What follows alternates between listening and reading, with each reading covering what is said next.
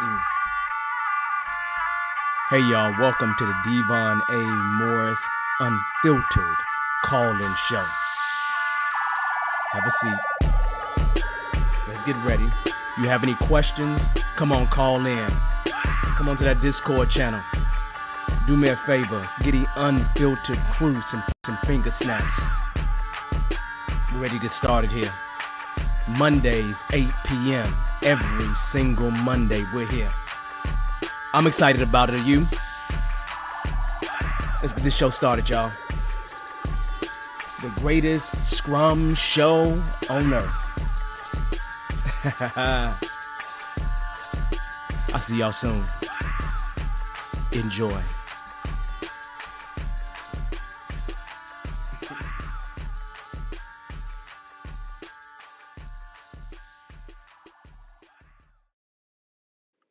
Hello. This is Devon Morris. You're on the Unfiltered Call-In Show where we talk about Scrum, Agile, entrepreneurship, all those great things. Been a long day for me, but I'm checking in. That's what I'm doing. I'm checking in. So, haven't been to the show before? We just talk about Scrum, Agile, entrepreneurship, answer any questions that you may have about those topics. So, tonight we're going to talk about the product backlog, what it is, what it's not, all those good things, right? So, do me a favor. If you're new to the show, like, subscribe, just come on, join us, right? Let other people know about the show. So tonight, our topic is going to be about, this month I said, let me do a series on refinement. So really the first thing that we need to talk about is what is product backlog, grooming / refinement. So we need to have a conversation, or in that arena. So that'd be nice to have. Now, just so you know how this works, I'm here to answer your questions more than anything else, okay? That's my primary objective, right? And in answering your questions, there's lots of things that we must do. Tons of things we must do, right? First thing we need to do, a few intros. That's where we kind of start at. So make sure you say hi. Just say hi. Speak out, say hi. I'll give you a shout out on the show like we always do. So just go ahead and say hi. Let me know that you're here, right? Let me know how that week has been going for you. It's just Monday. Let me know how it started. Let me know how it's been going. Okay, that'd be a good thing, right? So give us. uh, like I try to do like Max Headrome. I don't know if y'all remember that guy, but anyway, just throw it out there so I can give you a shout. Now, what we classically, the agenda for today is going to be, we're going to just talk about a couple things for a few minutes, and then we'll talk about the topic. The topic isn't going to be a complicated topic. We normally go for about 15 minutes on a topic. I can't guarantee you that I'll last 15 minutes on this particular topic because we're just talking about the basics, but we're going to talk about some other things related to refinement during the rest of our time. At about, probably 20 minutes after to a half hour after the hour, we're going to go ahead and open up the floor to answer any questions that you may have. Now, I'm going to say this. Um, I'm going to do this anyway. Unfortunately, this thing did not go into LinkedIn. So there's probably some people over there at LinkedIn that's a little stranded, but I can't, for some strange reason, go in both locations. And that leads to an announcement, right? Because I'm going to eliminate and stop doing LinkedIn and just focus in on the actual YouTube, because everybody can actually come here. We've been doing it for a while, so everybody can come here for what we have, and then it allows me to be able to comment on your comments directly through this little system I'm using here. So that'll be much easier for me, and hopefully it will keep the same quality that we always have. So that being said, for me, it's been a I'm having a good time you know, working with folks, working with clients, doing trainings. I had to push out the hardship class. So, hardship, right? So I want to make sure everybody's aware of that. I'm going to bring up probably the flyer related to the hardship class a little bit later, just so then you all are aware and but I will probably just do that now. If you don't know this, we actually have a hardship class that is happening, right?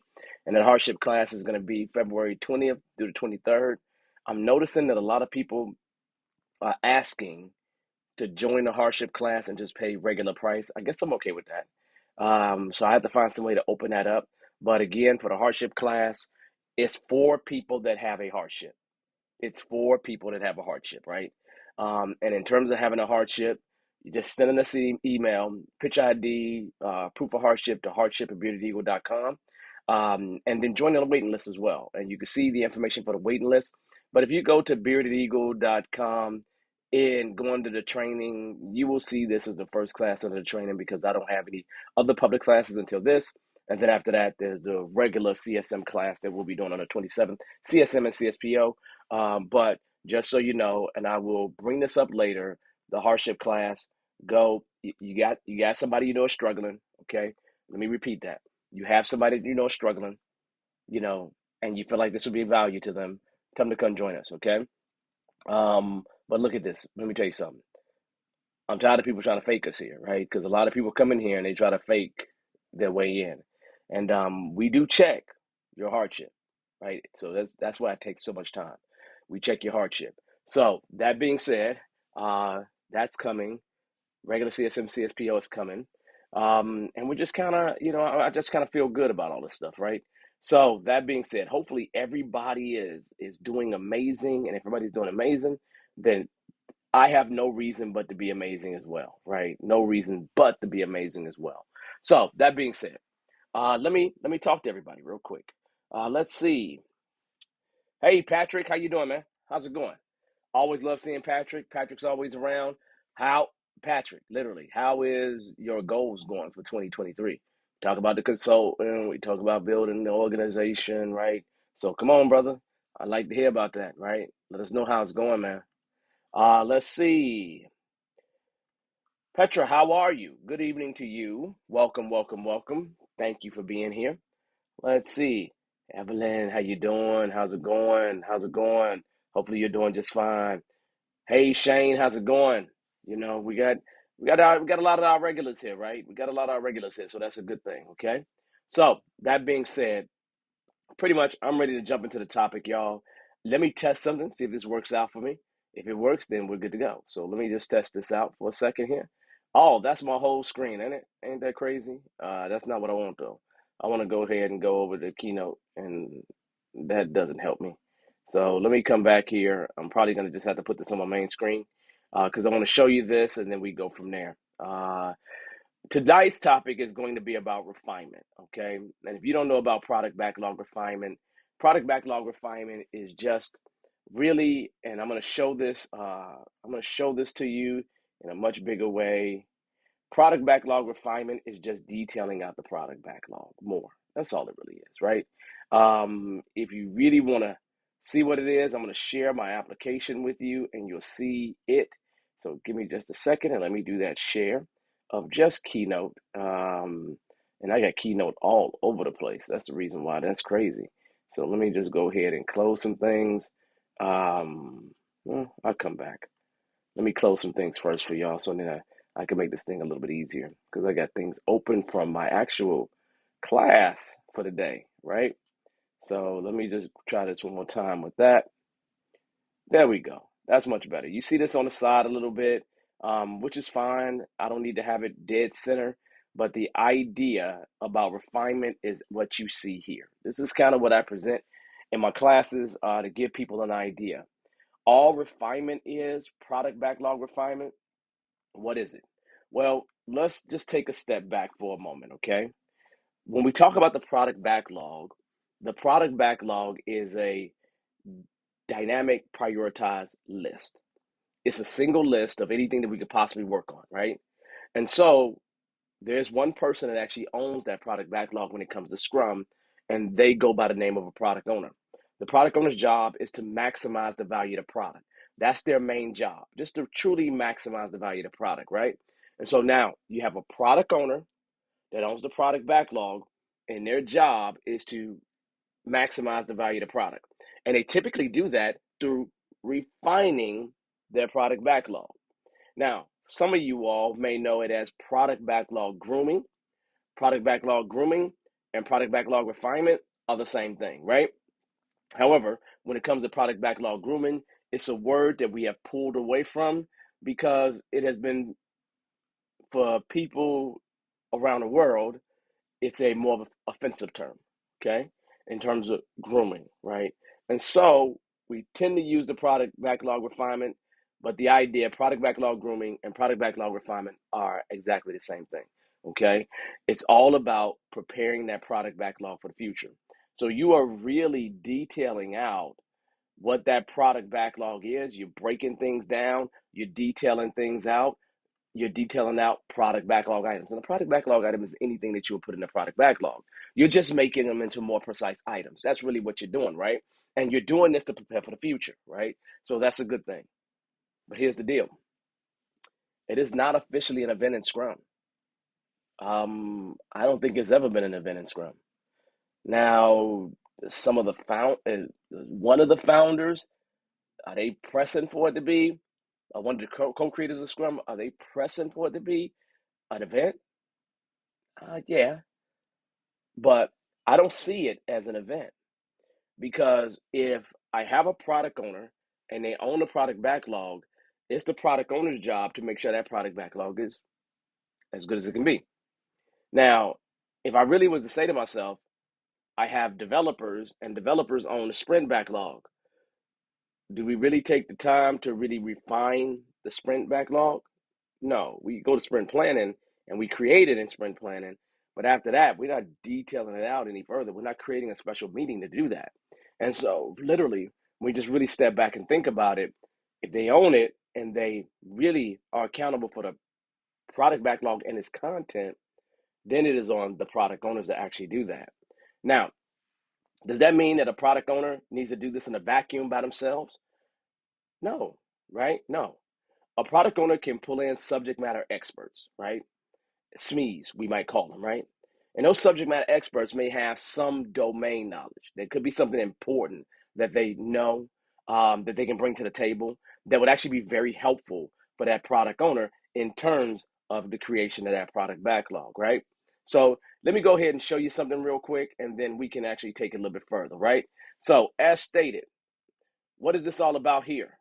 You look, hey, it's about detailing that product backlog, breaking things down.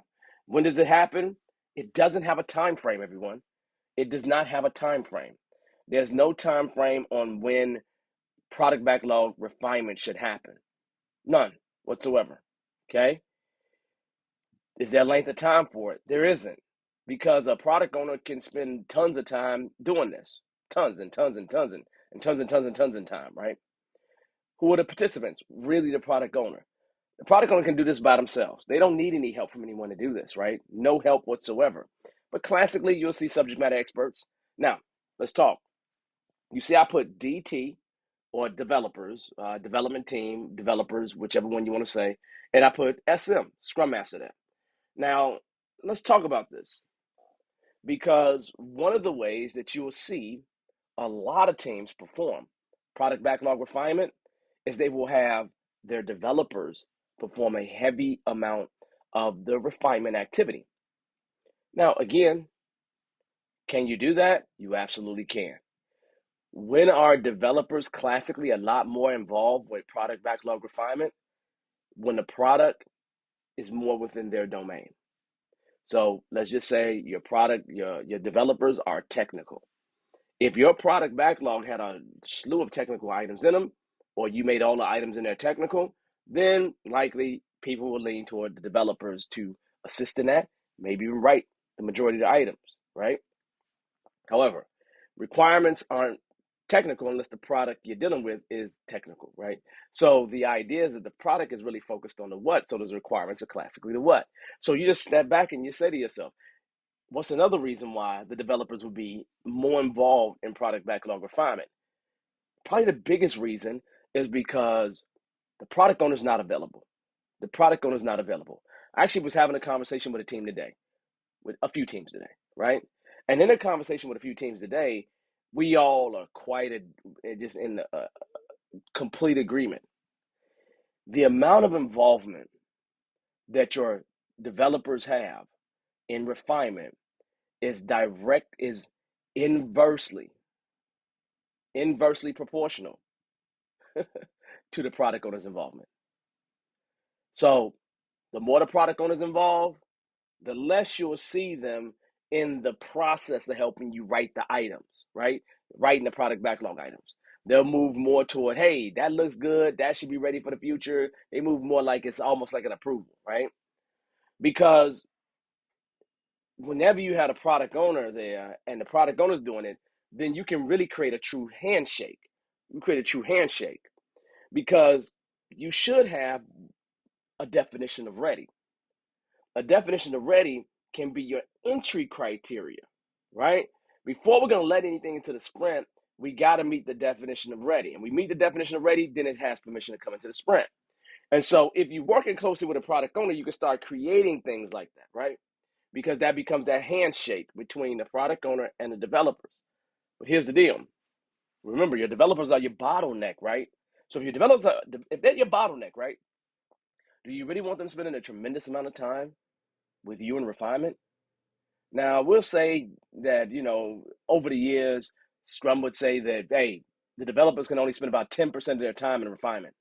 That's what we would say, right? About 10% of the time, and that's it.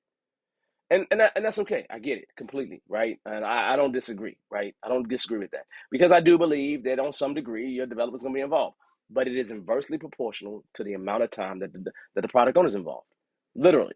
So the more the product owner is involved, the less the developers are writing things. The less the product owner is involved, the more the developers are writing things, right? So you get that kind of relationship.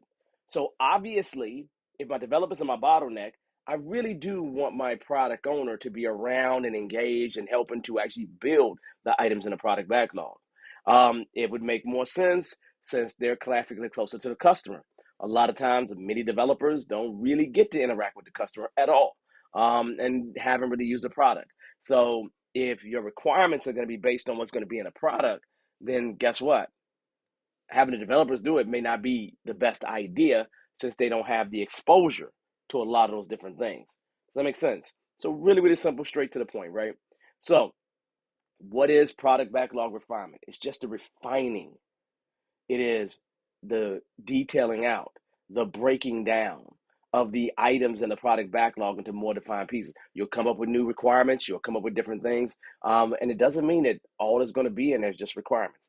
You can have technical things in there. I've had action items in there. So your product backlog is important. But refining that product backlog is just making that product backlog better for the future. Really, really important. Now, just to make sure that I cover a couple of other things here to make sure we're good to go.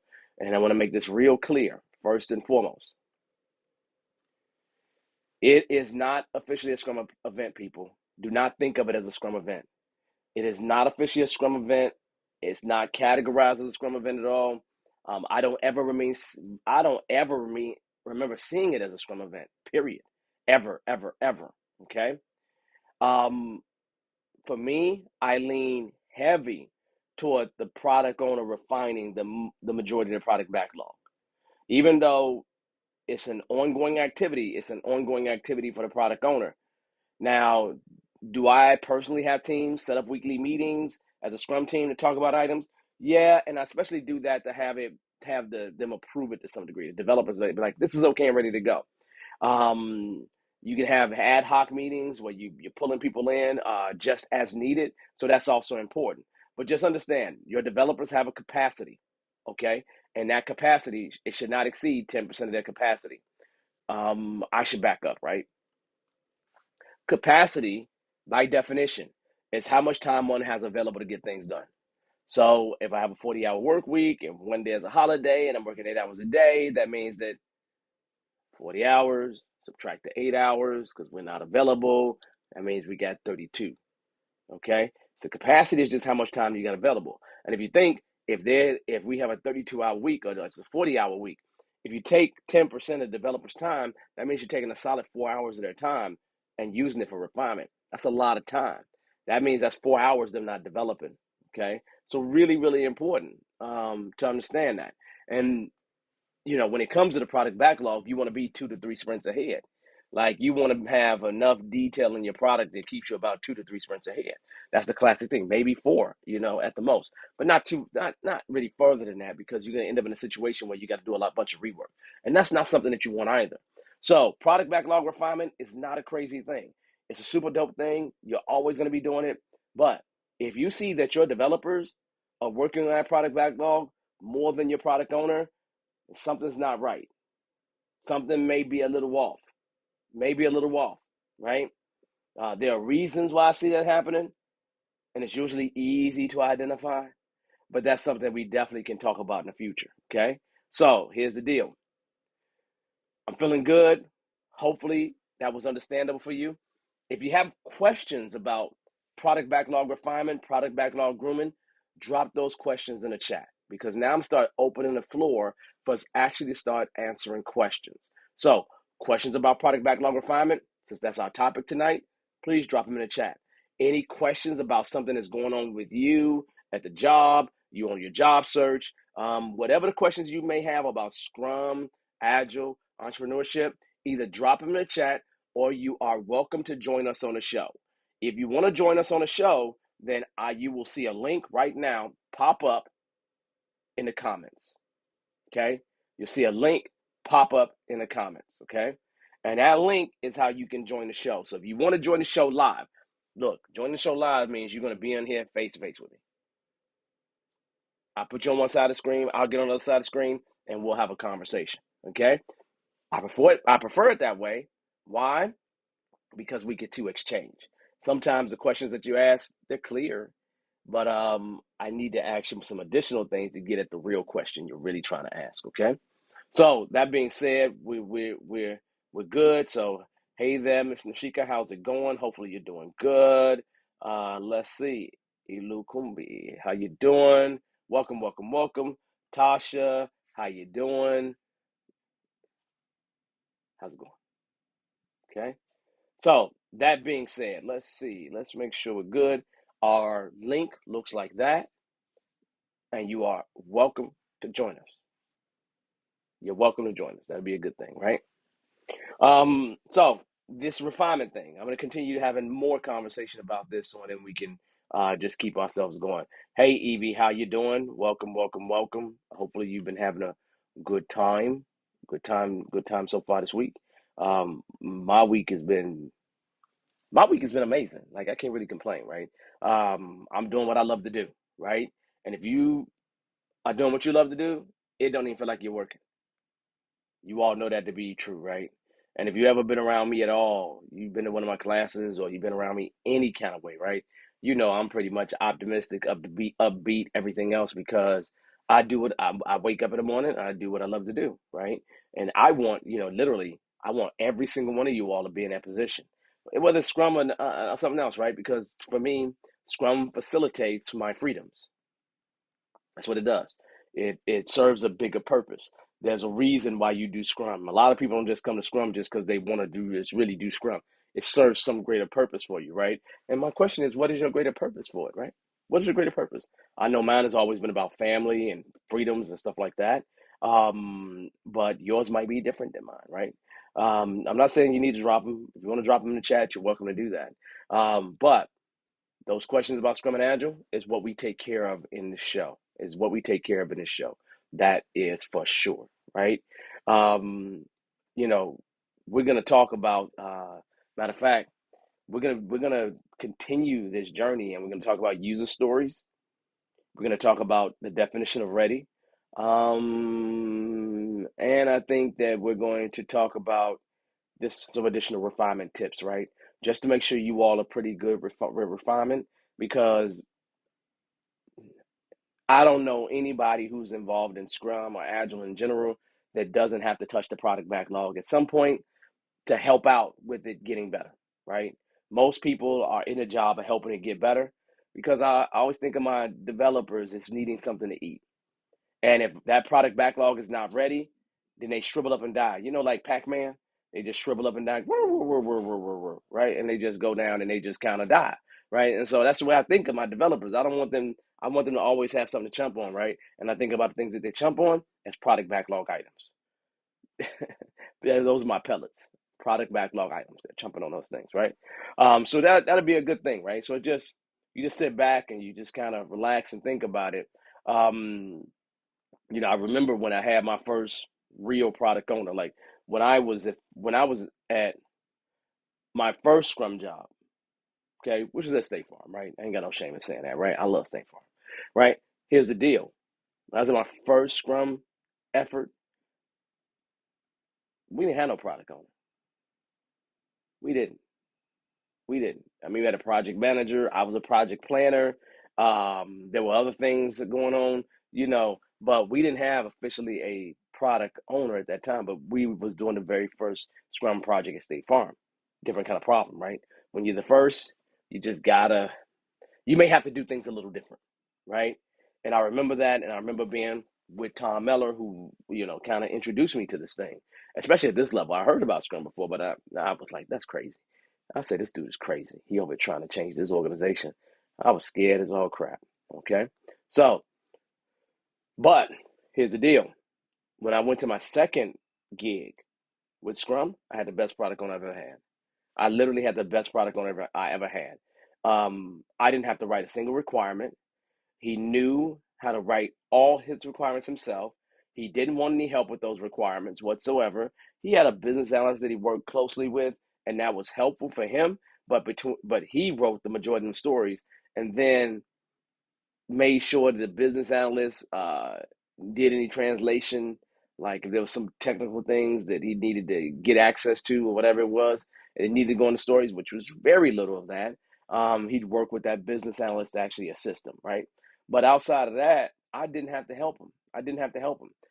When he had to get more funding for the effort, I didn't have to help him because I was the agile project manager. That was my official title, right?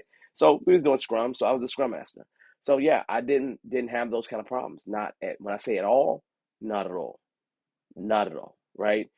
So it was interesting going from no product owner to a really really great product owner, like the best one I ever had, right? And I went from one to the next, like State Farm, Capital One. It was just the next job. And then everything I've had after that has been somewhere in between the two places. Have been not somebody not involved at all or somebody that's totally engaged. It's been somewhere in a range in the middle. And I think that for most of you all, you're going to have the same situation where yours is going to be somewhere in a range in the middle of what I'm talking about. Really great one versus one that's not so that doesn't really doesn't exist. Because one of the biggest problems we have with product owners is them being available, not them just not knowing how to do what they need to do. Them being available becomes one of the problems that we have to deal with. So just when you really think about it, there's nothing worse than your developers not having something to do. And so that product backlog is that conduit to convert the vision, because your product backlog is your working vision. You're transforming that vision into reality through that product backlog. So refining is absolutely important. Not to mention you learn stuff because the product backlog evolves and it's going to have emergent characteristics because new things pop up and they just come out of nowhere. So you just got to be prepared for that, right? And refining is just part of what naturally happens. It just naturally happens. You can't get around it, right? You really, really can't. I think I'm gonna grab some water while I'm sitting here because I'm just a little thirsty. So you can't really get around it, right? It's just really, really super duper important. I'm not sure if I like this water right here, but it's okay. Hey there, Rodnetta. Welcome, welcome, welcome. We always love people showing up. So that being said, what I'm looking for is I'm looking for your questions. You have any questions, drop them in the chat. Or you are welcome to go ahead and actually join me on the show live. Okay? Let's see. We actually have someone that looks like they're potentially joining us. We're going to see. Let's see. Let's get everything prepared and ready to go here. Let me throw that up. And let me take our guest and bring our guest over there. Hey there. How you doing there? You on mute? Go ahead and bring yourself off mute for me. Yeah, it says you're on mute. So love for you to unmute yourself. I can't unmute you. If I could, there Can you you hear go. me now? I hear you. I can hear you now, man. How you doing? I'm fine, thank you. How are you? I'm all right. I'm all right. So introduce yourself to everyone. I see your name is Chucks. Yes.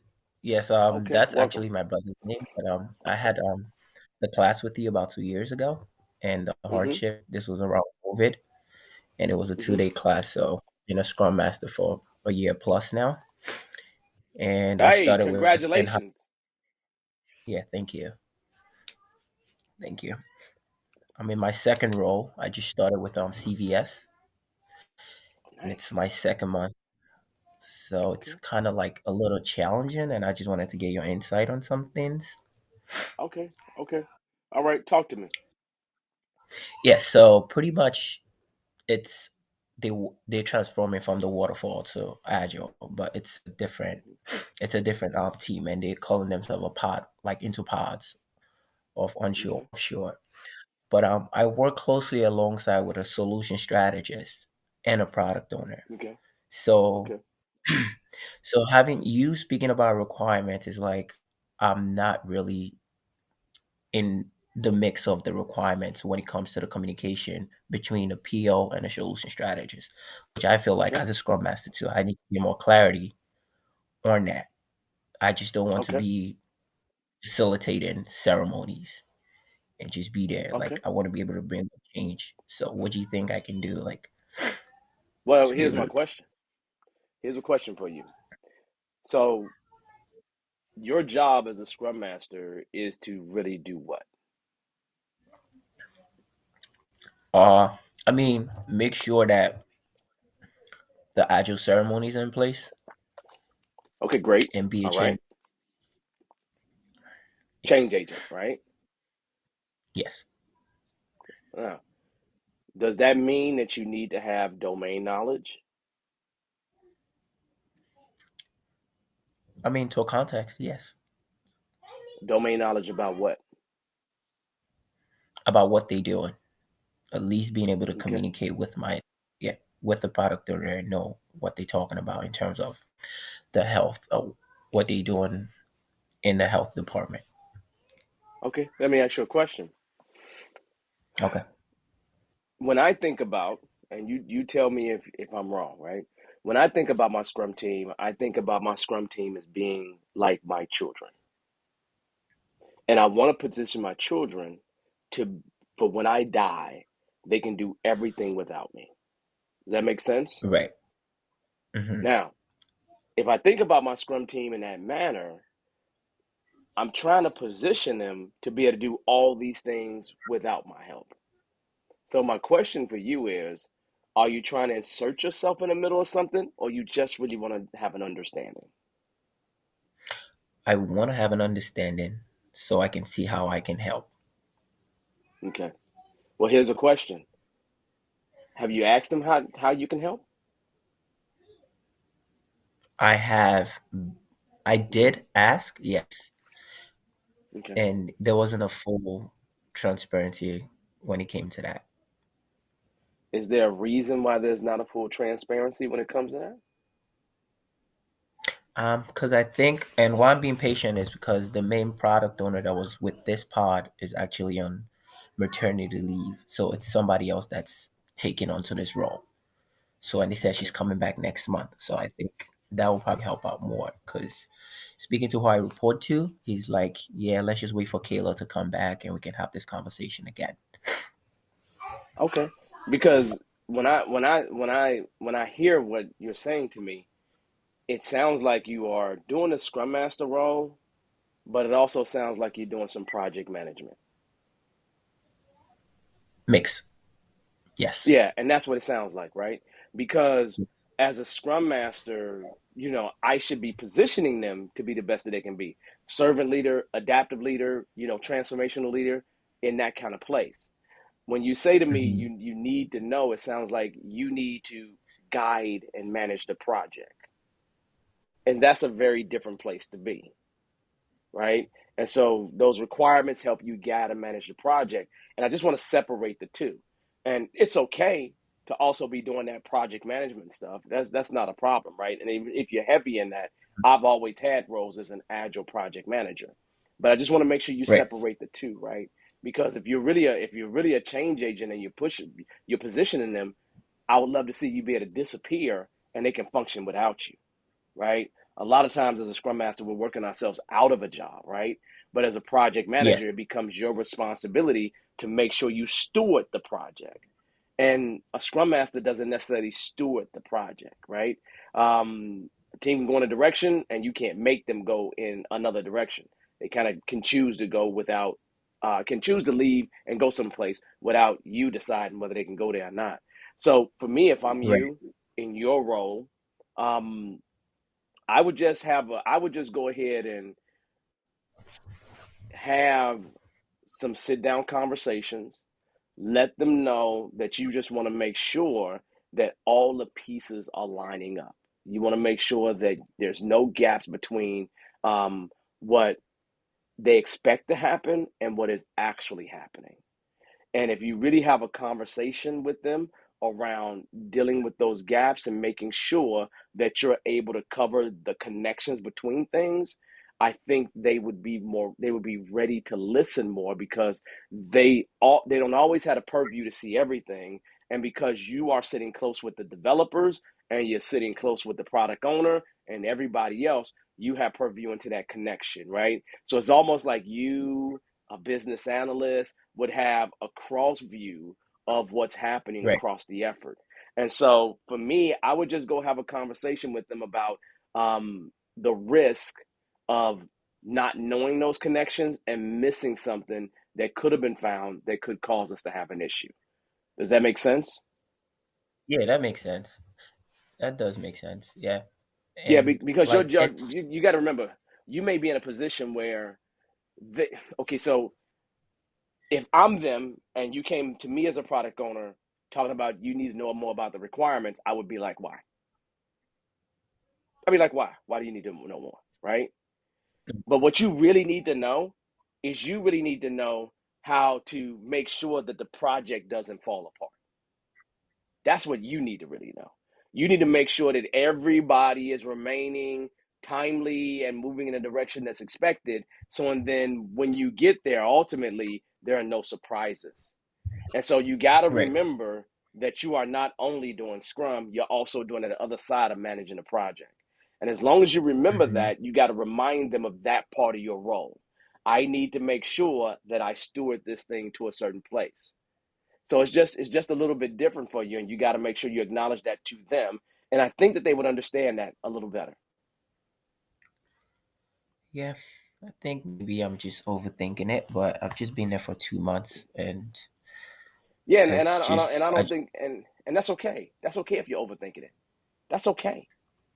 Because you want to be right. helpful is the problem, right? It's not like you sitting. Okay, so you don't sound like the scrum master slash project manager that is sitting on your hands and waiting for everybody to come to you. Well, Yes. you better not be because I trained you. You shouldn't be that way, right? But the idea is that you are just trying to be helpful. And as long as you're being helpful, but being helpful in a non threatening way, and not threatening like you're going to Yeah. physically hurt them. I mean, threatening like, I got my job, you got your job, you do yours, I do mine. But those Mhm. interconnections between those things is, is the angle that I would take to have more of those conversations. Okay. Yeah. So I do have one more question though. Yeah, go ahead. Yeah.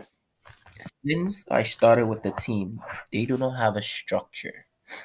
Pretty much like a Okay. foundation of having like ways of working, like a working agreement. Okay. Or actually we started with yeah, having a backlog refinements, we had daily scrums, we have our plannings, and we don't have a retrospective.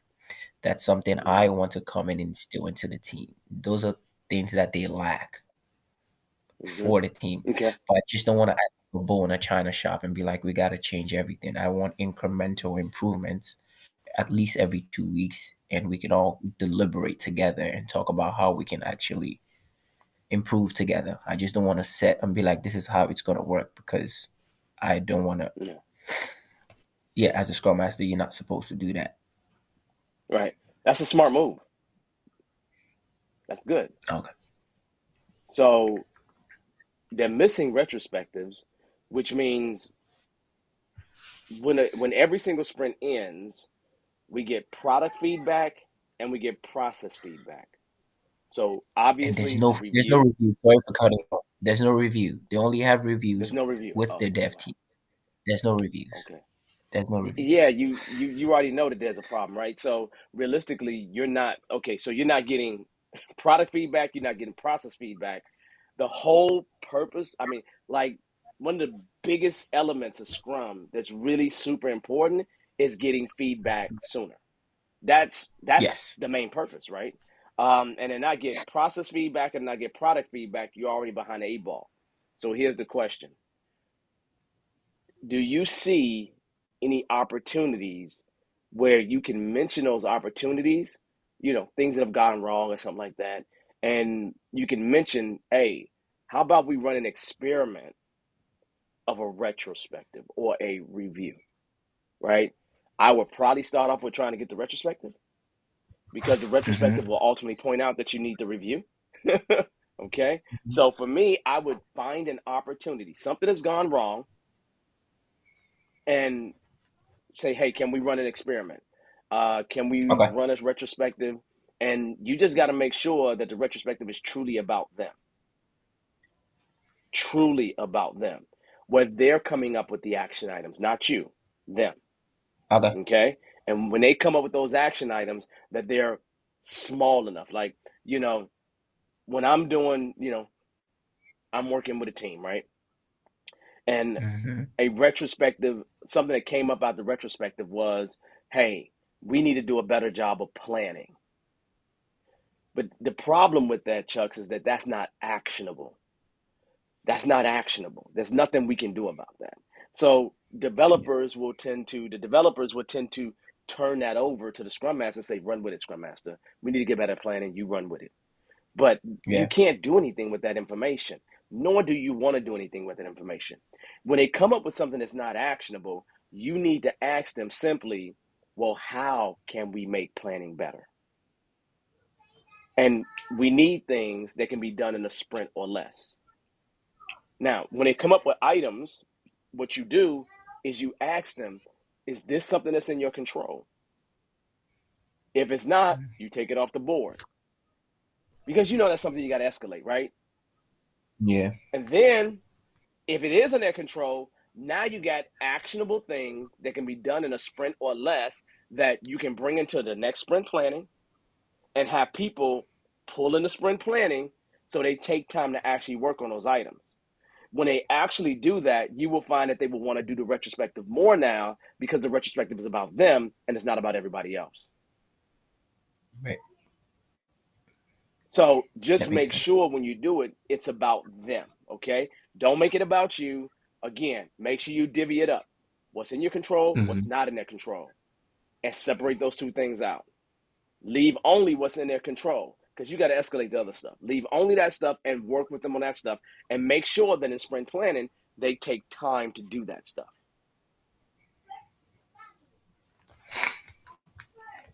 All right. Really, really important. So, but here's the deal, man. You got to do this like a real secret kind of way, right? I mean, you go in and Hmm. if you don't want to be a bull in the china shop, you need to find an opportunity, something that didn't quite go right. Where maybe if we talked about in the retrospective, we could have came up with some collective ideas on how we can improve. And then Right. if you can get them to give you permission to move forward with the retrospective, it will work out way better. I mean, what I've been doing is I've been having like 5 to 7 minute retrospectives on every planning and refinements, just trying to ask how this went, how they feel about it, and just trying to get them going. And they've been open about it. So I think, Okay, you should be able what to I, do it. huh? You should be able to do it then. Yeah, yeah. So yeah, I did speak to my solution strategist, and I said at least we can start with at least one every other sprint, and then we see how we can move forward. Yeah. Yeah, that's a good idea. If you think about having one every other sprint, that at least gets them in the cadence of starting it, Yeah. and then they'll want to do it every single sprint. But they will only want to do it every other sprint if you make it about them and they see improvement actually happening. If they don't see improvement actually happen, Chucks, it's going to be over really quick. Right. Right. Right. Okay, Hmm. so and you got to make sure those things are actionable and things that they can take time during the sprint and actually work on. Okay. Makes sense. And I mean, it's to the point, Chucks, where I don't know what tool you're using, or if you're using a board, whatever you're using, it doesn't matter. I want you to make sure that whatever action item you come out with from the retrospective, put in the product backlog, make sure it makes into the sprint backlog, make sure it has an owner on it that's on a team, make sure it moves to in progress, make sure it moves to done. You want that to be Got it. so visible that it's just like, oh, we are working on that. Got it. Got it. Got it.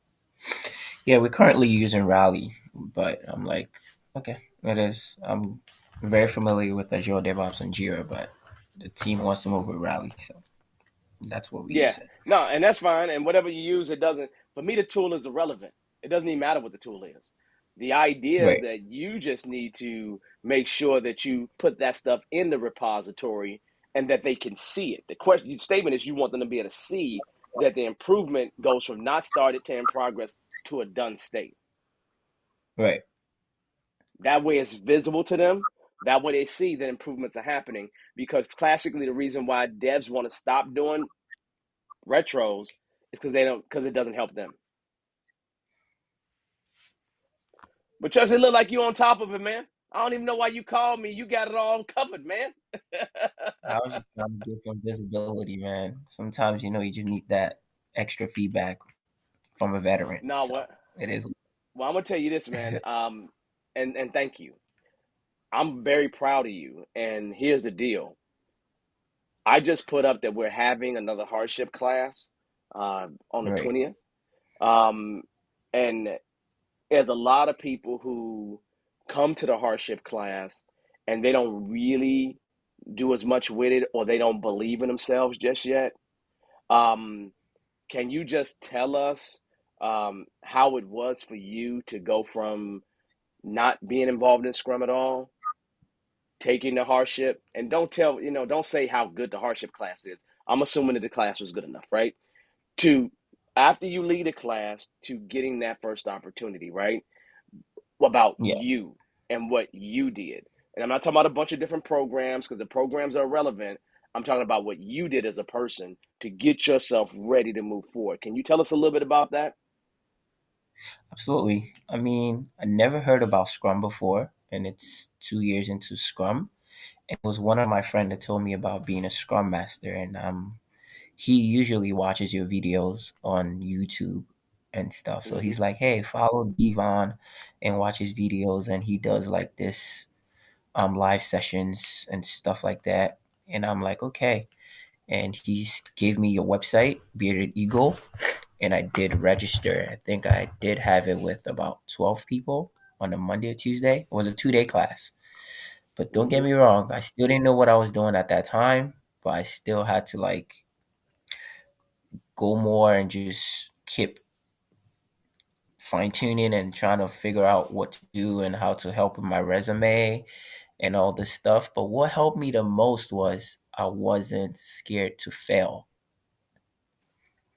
I wasn't scared to fail because I want to take these interviews. I want them to hang up on me after 15 minutes and I will listen to myself and say, what the hell did you just say? How I can get better. I wasn't scared about that. So I kept working on myself, recording myself, listening to what I say, how I articulate what I say to the interviewers. And that gave me more confidence. I didn't get my first job on the first try. It was probably on the sixth, seventh, or eighth try. Mm-hmm. And yeah, it wasn't a tech job. It was actually a marketing job. It was Anheuser-Busch. Mm-hmm. Okay. It was with Anheuser-Busch. Yeah, I was with them till last year. And I'm like, I need a change because I want to be able to go into the tech space. So I got the opportunity with CVS. So that's what I'm doing right now. That's what I'm talking about. That's amazing. So hats off to you. I appreciate you, Chuck. Anytime you want to come have a conversation with me, you know you got the space to. Thank you very much. I appreciate it. All right, then we'll Always. be in touch, okay? Stay in touch. All right. All right. Take Thank care. you. Bye bye. Bye. All right. I think we're gonna jump right into our next person here. And just bring you on. Rodnetta, how you doing there? Welcome, welcome, welcome. Hi, how are you? I am good. Did you just hear that little conversation we had there? Yes, I Ah, did. that made me happy. That was That made nice me and so happy. encouraging. It is because, it's one of those things when people come through the hardship, a lot of people, they're career changers, right? And so to Mhm. know a career changer that's come in and now has been involved with Scrum for the past 2 years, that right there, I love it. I absolutely love it. So yeah, so you didn't come here to talk about that. Do you have a question? So I had a couple questions, and so I was Yeah, putting them in the chat, and I just felt like yeah. that wasn't good enough because I wanted to elaborate on a little bit. Okay. All right, no problem. um yeah, the thing is, you come on so late, so I had to hurry up, get up, and do my hair real quick and get on here. So what I wanted to talk about was refinement. So I Yes. heard you talk about refinement. I used to be a product owner, so I really know how refinement go. But I'm Okay. in a space where now we can say that, our product owners, product analysts they're not familiar, they don't have time and don't show up, Hmm. or we're just trying to get them up to par. But here's my concern. When we're Okay. in refinement, I hear this thing about we're spending too much time on a story. And I just feel like if you don't have all the answers, then when do you cut that off? Like, what's Okay. spending too much time on a story? So here's the question, right? Who do you Hmm. have in a room typically when you start hearing the words "we're spending too much time on a story"? The developers, your Okay. product analysts, that's about it. We don't invite too much of the outside, sometimes UAT, but I think we need to have more people. I Okay. think we need our business. I Okay. was a product owner. I Okay, did this great. thing, so I know. So then, But then here's the question, right? Here's the question, right? So you're the product owner. You're in there writing requirements. Are those requirements technical focused or they're user focused? so and so just to let you know, I'm a scrum master, but I'm just saying right now, our product owners are not up to par, so we kind of helping out. But so they're both. There's some are technical. They're getting now where they write more stories, user stories like features or something like that. And so we're getting there. They're just starting to get there, but they were all technical when I first came. So Okay. now I guess this is about my third, I'm going on my third year. So we're So trying to get there. you're improving them, right?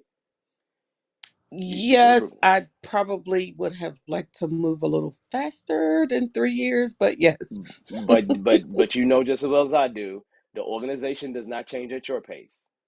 You know Yeah. that, right? You know this, right? So it Right. doesn't, right? And they never change at the pace that you want them to change at. So we know this to be true. So now I'll ask you a very different question, right? You Hmm. have worked with the organization to make a slow movement from being Hmm. all technical to being some more user related requirements, right? Hmm. Now, Hmm. are the ones that the team is really spinning on, having problems with, complaining about, are those the requirements that are more user focused? Yes. Okay. Hmm. Now, you know just as well as I do that the developers don't use the product, they don't know the customer, and writing a Right. requirement from the user perspective is really hard for them, right? And Mm-hmm. so here's what I would ask you to do as the scrum master. And you tell me if I'm crazy. If it's me, I would go ahead, scoop the product owner, grab the product owner, and work with the product owner on coming up with those requirements. Hmm. Because you have your developers in there cycling around something that they have no clue about. So Hmm. now, if you go ahead and actually grab the actual product owner and get the product owner to work with you, work with the various me, so you can come up with the user story, okay? Hmm. Now, what will happen is you bring those over to the developers. The developers can say, we got all the information we need and we can move on, or we don't. Here's what else we need. And then you go back to the product owner and be like, let's make sure we add this stuff. And now the product owner is learning what needs to be in the stories. They're learning what needs to be there. And now what you're Mm. doing is you're taking the developer's time away from writing stories because they're not there to write stories. Your developers are there to build the story, not write the story, right? And Mhm. so with them, now you're bringing more stories to them that they can develop versus they have to write. And so you're changing the perspective because remember, you have to have some domain knowledge. You have to have some, it's not just as easy as just writing the user story format. The content of that user story is the thing that the developers are complaining about because they don't know the users. And so to lessen that problem, spend a little bit more time working with the product owner. Mm. So imagine this, Mm. and let me know if I'm crazy. You let me know if I'm crazy or not, right? I had your Mm. problem before, right? And so what I did is I said to myself, skip this. The developers are complaining too much. I think they're right. Um, what I'm going to do is I'm going to change my refinement meeting. I'm going to turn my refinement meeting into a development approval meeting. So the developers got to approve a story before it can move into the sprint backlog. So we created a definition already. Definition of ready, entry criteria to go into the product backlog, right? To go into the actual sprint, right? And so with that definition of ready, now we have a set of criteria that every product backlog item must meet before we're willing to accept it in the sprint. Mhm. Okay, great. Mhm. Now what I need to do is make sure that my product owners meet that, accept that definition of ready. And then what I did is I said, okay, developers, we're going to have one meeting a week. But this meeting is going to be more focused in on I'm going to bring a story to you. You let me know if it meets the definition of ready. You let us know if actually it can be worked on in the next sprint. And that move from the developers being in a position where it's just like we're writing stories to we're approving stories. And now we just want to estimate those stories because now we're ready to go on them. Mm. Wouldn't that change your developers' attitudes about writing stories?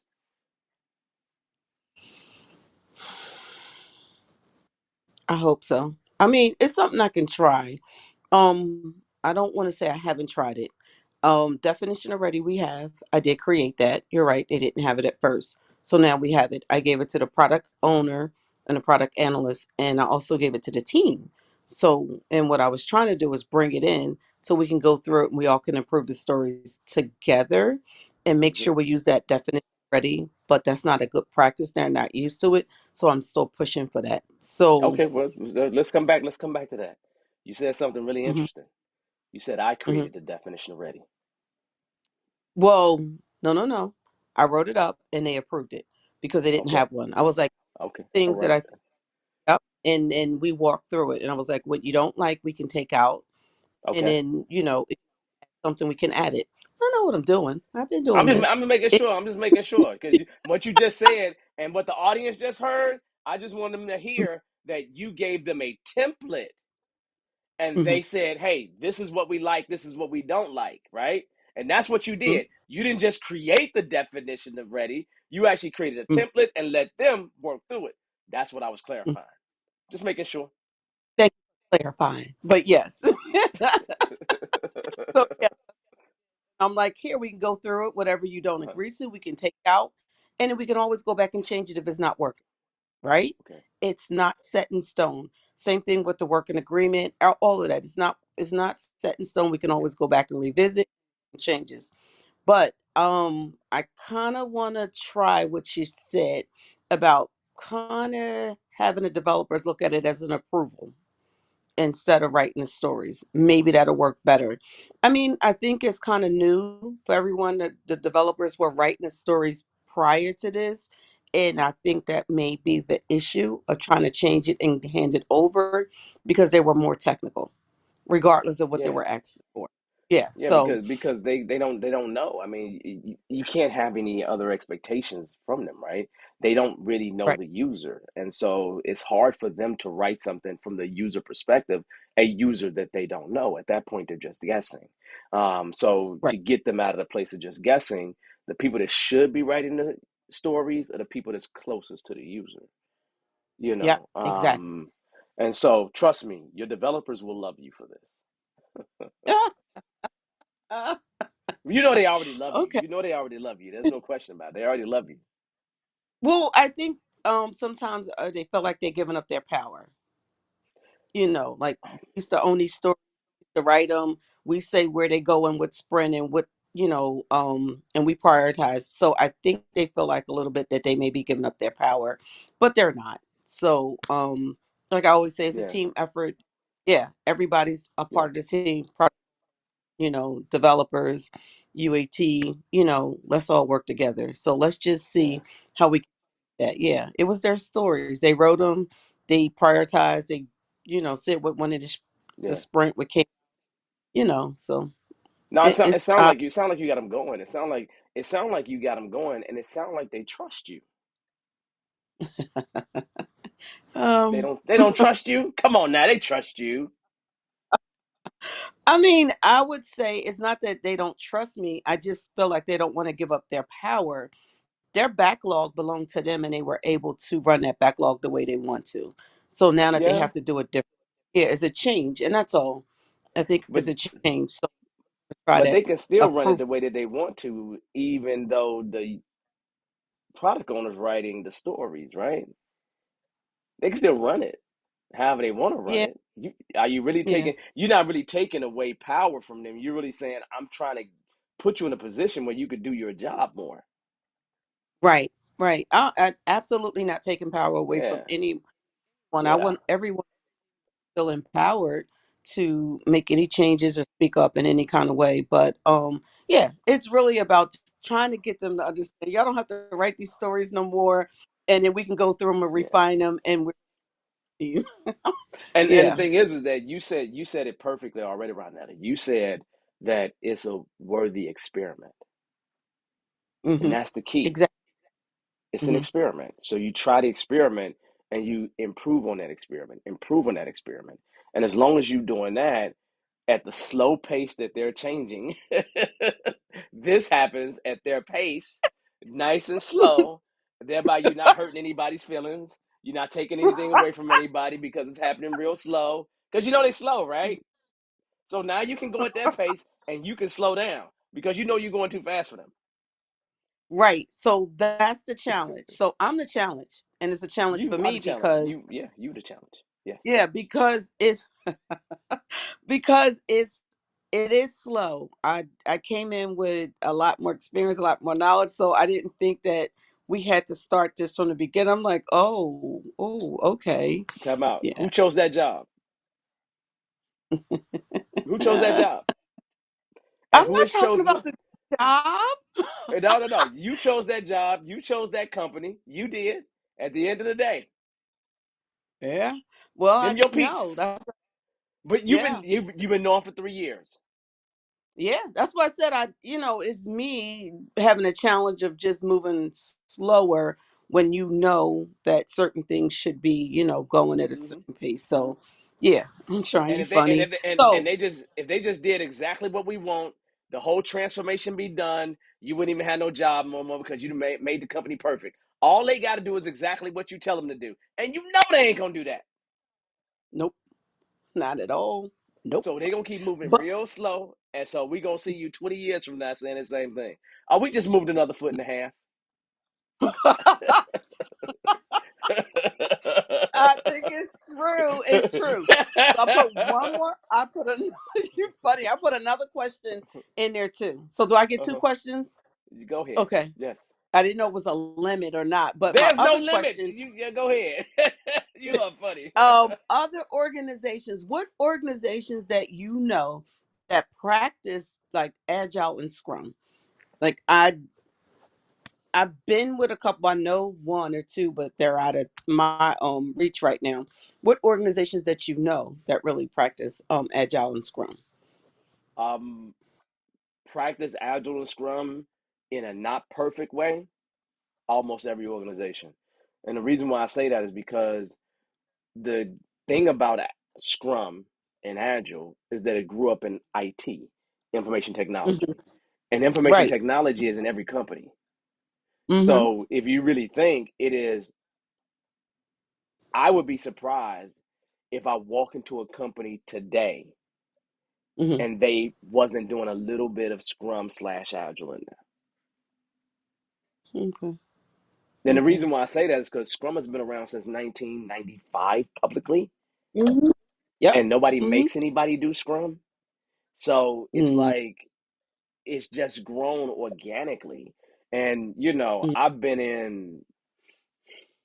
I've been in healthcare, I've been mhm, in military, mhm, fashion companies, video game companies, other parts of the government, non-for-profits, finance, mhm, insurance. I mean, I've seen, the automotive industry, the aerospace, NASA, Boeing. mhm, You start thinking about it. These places where, Toyota, mhm, Ford, all these places that you don't think about, their product is way different than software, but they got software mhm. inside of that. You're So right. if an organization has software, that people likely have exposure to Scrum and Agile, right? And so Mhm, if you're saying, hey, what about them doing it outside of software? That's a different question. Because I can't mhm, say there's tons and tons of companies, even though there's many, many, many, and many more than what there were. But in terms of software, mhm. I think every industry's been touched. Mm. Okay. Every single Okay. industry. Railroads would be a great example, right? You wouldn't think of the railroads as being anybody that's looking forward for anything, right? They do Mhm. Scrum. Yeah, Okay. for real. Mm. And if you think about, the good thing for me is I have the opportunity to see a lot of people come from a lot of organizations because I Mhm. run public classes. And when Okay. I look at the names of some of the companies that people come from, Mhm. sometimes I'm a little bit surprised because I'd be like, wow, I never had them. Oh, I didn't know they was, and it doesn't surprise me anymore because I just remind myself every company uses software to some degree. Oh yeah, they have So to. since they Mhm. do, it likely is, just that kind of situation. Miss Hancock Oh. says, yeah, she's doing a red railroad. So Oh. definitely she's doing railroad, right? And so, when you see those kind of things, again, Greyhound, just I just don't know. Like literally, Right. I'd be hard pressed to name places that are not doing Scrum to some degree. But again, that has association with information technology, and that's what Scrum Mhm. grew up at. Right. So when it comes to Scrum, especially if you're involved in IT, um, Mhm. really the world is your oyster. Okay. I Okay. mean, it really, really All right. is, right? Because it, I've been around the world training in Scrum, around the world training in Scrum, right? And Okay. so it's, I was going to go to Australia this year, right? Thinking Mhm. about going to Dubai to do some training, right? Thinking about going back to India, right? Thinking about hitting the Philippines, right? I've been over in Serbia, right? I mean, I've been all these different places. I'm not going to Mm. Russia though. That's not where I'm not going there for sure. Um, but outside of that, all these places have been welcoming to me, right? Been very Okay. welcoming to me, right? So it's one of those things where Scrum has given me an international passport, Oh. Okay. right? Good And to know. so, and you know, and then I just be searching for companies that I always dreamed about working for, right? Like I've always dreamed about working for the cruise lines, right? Because I just like to do that, right? Just for the fun of it, right? Mhm. I've done work with I haven't done work with a cruise line yet, Oh, but in terms of transportation, I have, right? But yeah, I be thinking like, what, that'd be a nice company to work for, and sometimes I get an opportunity to do that. Yeah, like I wanted to work for Sears at one point. I got the opportunity to work for Sears. So I grew up in Chicago. You always see Sears, and boom, it happened, right? I wanted to work at Fall State at one point. Boom, it happened, right? Like I want to work for State Farm. Boom, it happened, right? I see this Capital One commercial. Boom, it happened, right? Oh, what, Chase? right. Boom, it happens, right? It just, you get these opportunities, and then you go in the company and say, they just like everybody else. They really move really slow.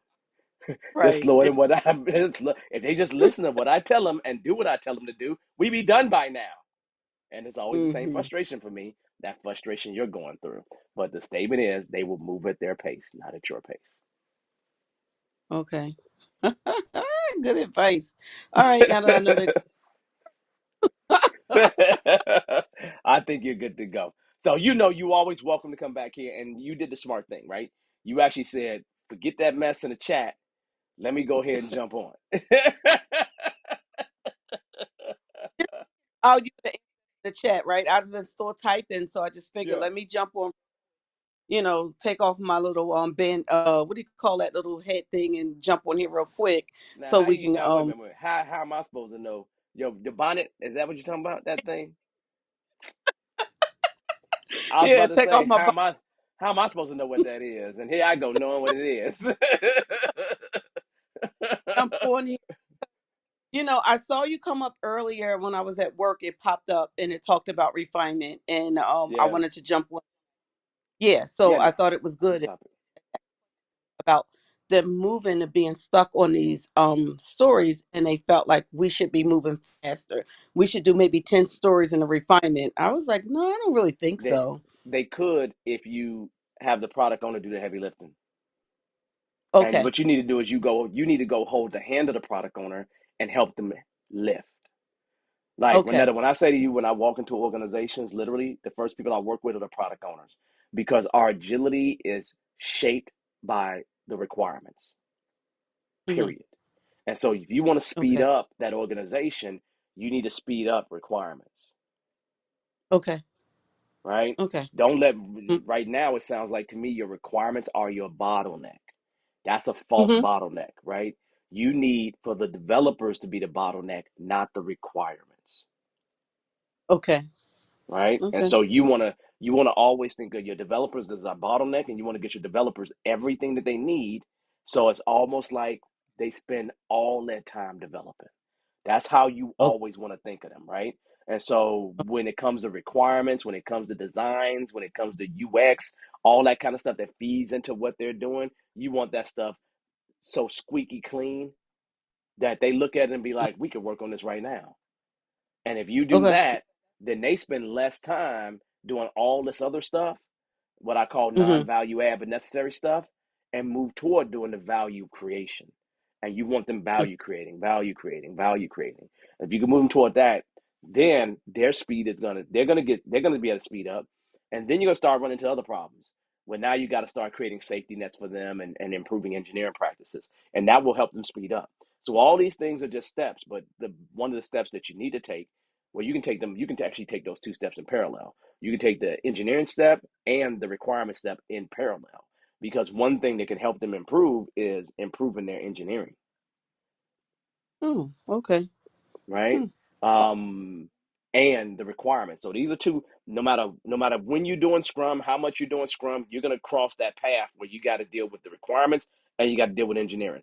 Both of those Mm-hmm. things have to be crossed inside of every organization if you want to speed up, responsibly speed up. Okay. Okay.